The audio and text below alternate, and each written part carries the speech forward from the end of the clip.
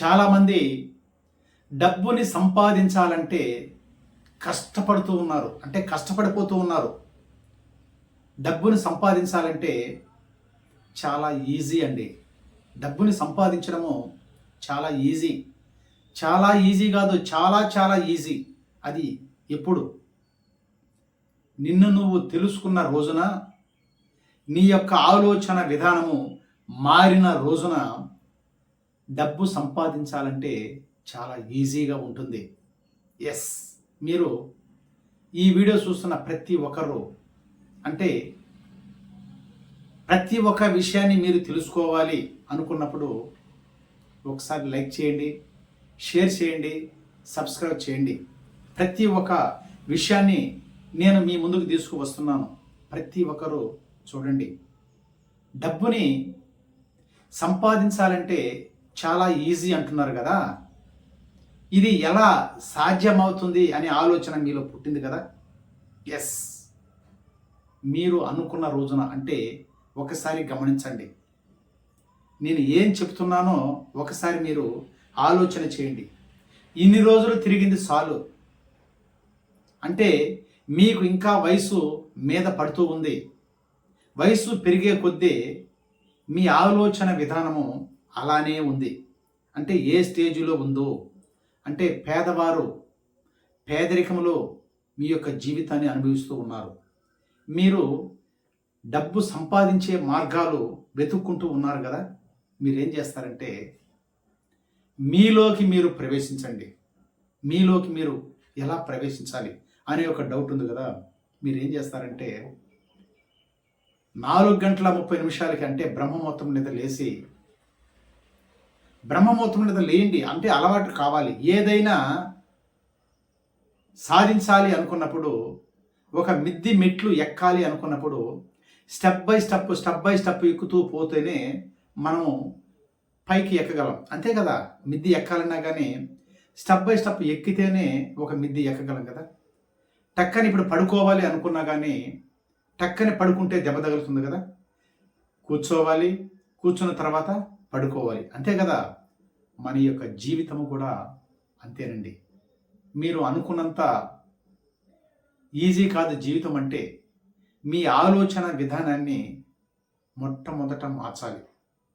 చాలు, ఎక్కడెక్కడికో తిరిగావు, నా జీవితము మారలేదు, నా రాత మారలేదు, నా జీవితము ఇంతే అనేసి మీరు జీవితం మారే దానికోసం మీ ఆలోచన విధానాన్ని మార్చకుండా ఎక్కడెక్కడికో తిరిగారు. అంటే శాస్త్రవేత్తల దగ్గరికి వెళ్ళారు. నా రాశి ఏం రాశి, నా జీవితం ఎప్పుడు మారుతుంది, ఇది జరుగునా జరగదనేసి చాలామంది శాస్త్రవేత్తల వరకు వెళ్ళారు కదా. జీవితం మారలే. చాలా గుళ్ళకి వెళ్ళారు. అంటే దేవుడు మన జీవితాన్ని మారుస్తాడేమో అనేసి చాలా గుళ్ళకి వెళ్ళారు. ఎక్కడెక్కడికో తిరిగారు, కానీ అదే స్థాయిలోనే ఉన్నారు. ఒకసారి బాగా గమనించాలి. ఒకసారి గమనించండి. మీ జీవితము మీ యొక్క చేతిలోనే ఉంది. ఒక్కసారి చూడండి.